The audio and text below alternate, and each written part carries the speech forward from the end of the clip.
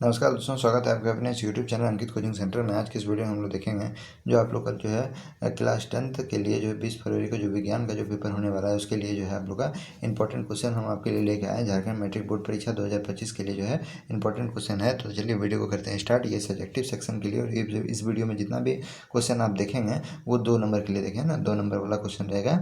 और जो है आप वीडियो की डिस्क्रिप्शन में व्हाट्सएप ग्रुप और टेलीग्राम ग्रुप का लिंक है, उसे जाके जरूर ज्वाइन कीजिए। उसमें हम सबसे पहले अपडेट आपको देते रहते हैं ना।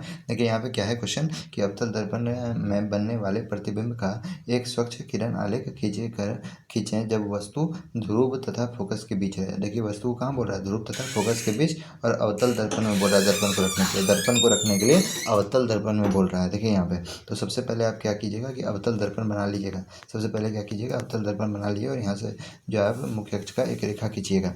अब देखिए जैसे मुख्य अक्ष का रेखा खींचिएगा तो यहाँ तक तो ठीक खींचिएगा, लेकिन यहाँ पे जो है आप पॉइंट पॉइंट करके दीजिएगा, है ना। सी मतलब क्या होता है, सी मतलब क्या होता है, वक्रता केंद्र। सी मतलब आपका क्या होता है, वक्रता केंद्र। एफ मतलब फोकस होता है, और एफ मतलब फोकस होता है, और पी मतलब आपका ध्रुव होता है ना। तो यहाँ पे क्या बोला, ध्रुव तथा फोकस के बीच आपको वस्तु को रखना है। तो यहाँ पे देखिए ध्रुव तथा फोकस के बीच में हम वस्तु को रख दिए, और वस्तु को रखे तो देखिए इसका जो है सीधा जो है ये जो है दर्पण से टकरा करके ये फोकस से गुजरता है ना, फोकस से गुजरता है।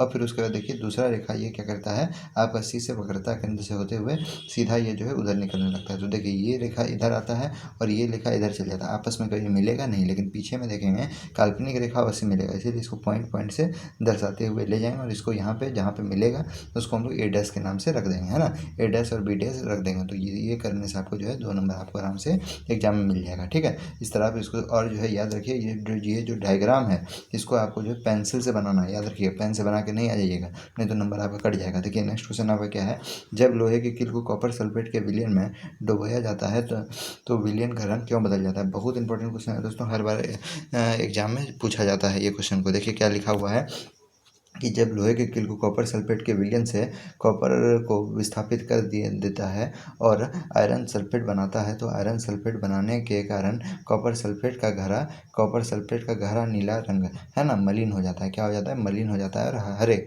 और रंग में बदल जाता है। और क्या होता है, हरे रंग में बदल जाता है। देखिए यदि आपको आंसर इसका याद नहीं है तो आप कम से कम जो क्वेश्चन है उसका कम से कम आप सारे याद रख सकते हैं, मतलब मेन पॉइंट आप याद रख सकते हैं, जिससे आप एग्जाम में अपने से बना के भी आंसर लिखेंगे, है ना। देखिए अपने से बना के आपको आंसर लिखना है एग्जाम में, कोई भी क्वेश्चन छोड़ के नहीं आना, क्योंकि ऊपर में आपका खुद लिखा हुआ रहता है कि ये विद्यार्थी यथासंभव उत्तर अपने भाषा में दे, है ना।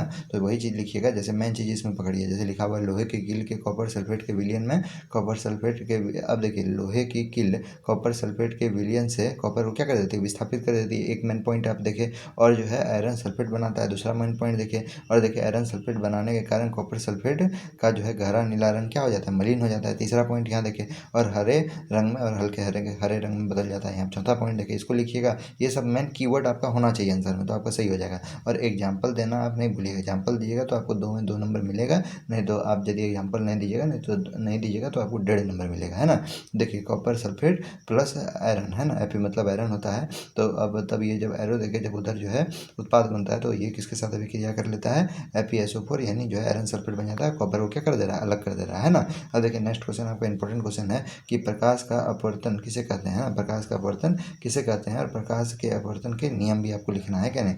जब प्रकाश एक माध्यम से दूसरे, प्रकाश का अपवर्तन आपको किसे कहते हैं उसके बारे में पहले आप बताइए। तो जब प्रकाश एक माध्यम से दूसरे माध्यम में प्रवेश करता है तब प्रकाश की दिशा में परिवर्तन होता है। तो प्रकाश की दिशा में क्या होता है, परिवर्तन होता है। तो उसे हम लोग क्या कहते हैं, प्रकाश का अपवर्तन। अब आपको जो है इसका नियम पूछ रहा है, अपवर्तन का क्या पूछ रहा है, नियम। तो नियम पूछ रहा है, तो नियम देखिए यहाँ लिखे हैं। तो प्रकाश के अपवर्तन के 2 नियम होते हैं, क्या होते हैं, वो निम्नलिखित हैं। देखिए पहला नंबर में क्या लिखा हुआ है कि आपतित किरण और अपवर्तित किरण तथा दोनों माध्यम को पृथक करने वाले पृष्ठ को आपतन बिंदु पर अभिलंब सभी एक ही तल में होते हैं। सभी क्या होते हैं, एक ही तल में होते हैं। जितना भी ये सब है सब क्या होता है, एक ही तल में होता है। और दूसरा आपका दिया हुआ है कि आपतन कोण, है ना, आपतन कोण की ज्या और अपवर्तन कोण की ज्या का अनुपात क्या होता है, स्थिर होता है। क्या होता है, स्थिर होता है। ये लिखिएगा, आपको 2 नंबर आराम से मिल जाए। नेक्स्ट देखिए इंपॉर्टेंट क्वेश्चन है, क्या आप लोग का बोल रहा है स्वच्छ आकाश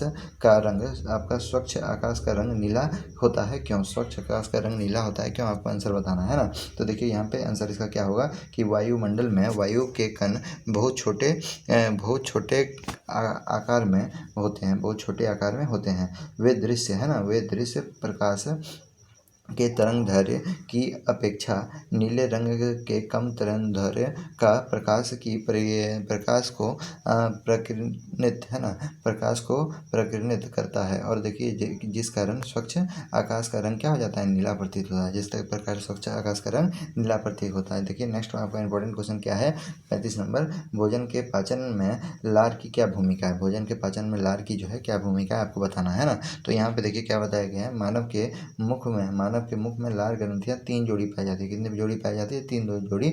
इसमें उत्पन्न होने वाले रस जो आपका लार कहलाता है। इसमें उत्पन्न होने वाले जो रस होते हैं इसको क्या कहलाता है, लार बोलते हैं ना। इस रस में पाए जाने वाले एंजाइम जो है कौन एंजाइम है, तो टाइलिन है ना, टाइलिन कहते हैं। इसमें जो पाए जाने वाले एंजाइम इसको हम लोग क्या बोलते हैं, टाइलिन कहते हैं। नाम याद रखिएगा।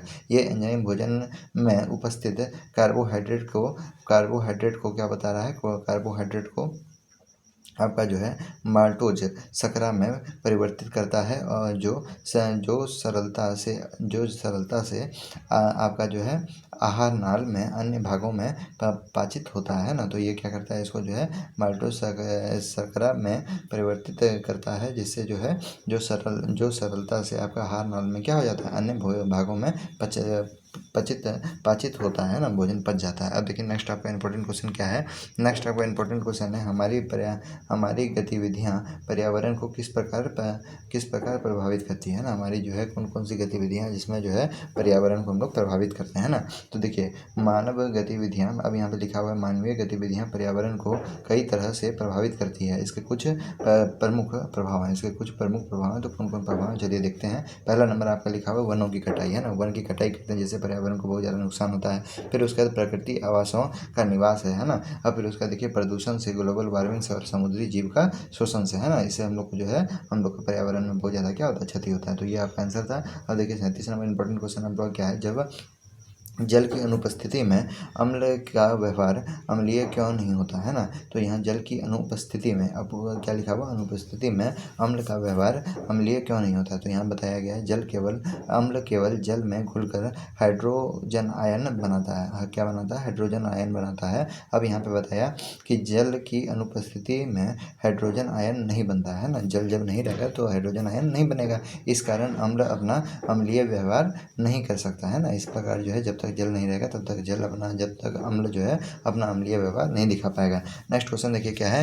नेक्स्ट क्वेश्चन और आखिरी क्वेश्चन इस वीडियो का है। देखिए क्या लिखा हुआ है कि एल्युमिनियम ऑक्साइड को उभयधर्मी ऑक्साइड क्यों कहते हैं ना। एल्युमिनियम ऑक्साइड को उभयधर्मी ऑक्साइड क्यों कहते हैं। तो एल्युमिनियम ऑक्साइड को उभयधर्मी ऑक्साइड इसलिए कहा जाता है क्योंकि यह अम्ल और क्षार दोनों के साथ क्या करता है, प्रक्रिया करके लवण तथा जल बनाता है। क्या बनाता है, लवण तथा जल बनाता है। इसीलिए हम लोग इसको क्या बोलते हैं, उभयधर्मी ऑक्साइड बोलते हैं। तो ये था आज का वीडियो का आप लोग का जो है क्वेश्चन। और इसमें से आपको बहुत सारा क्वेश्चन जो है आपको बोर्ड एग्जाम में देखने के लिए मिलेगा। आप यदि यहाँ तक वीडियो को देखे हैं तो वीडियो में आपके जो व्हाट्सएप ग्रुप और टेलीग्राम ग्रुप का जो लिंक है उसे जाकर जरूर जो है आप ज्वाइन कीजिए। मिलते हैं नेक्स्ट वीडियो में। जय हिंद, जय भारत।